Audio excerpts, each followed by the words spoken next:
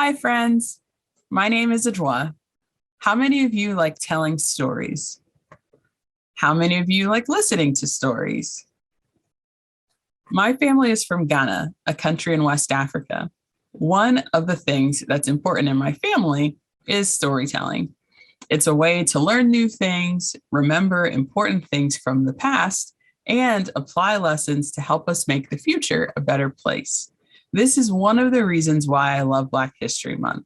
It's an extra special time to pay attention by listening and telling stories about Black people throughout the past and present.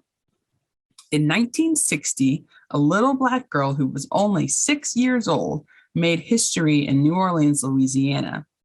Her name was Ruby Bridges. Ruby was the first Black student to attend a then all-white school.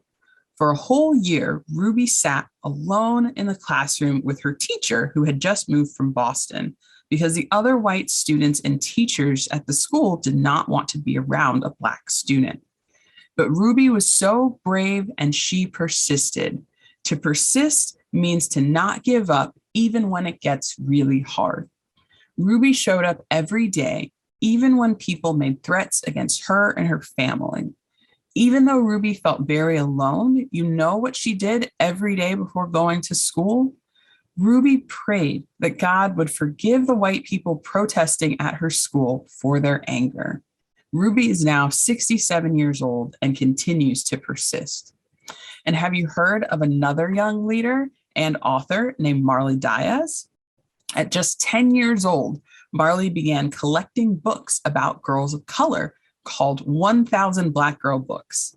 She went on to collect 13,000 books, author her own book, and become host and executive producer of a Netflix show celebrating Black voices.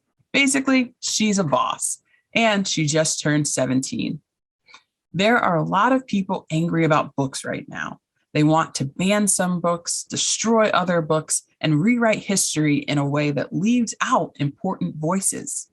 Ruby and Marley are two women who took a stand for education and learning.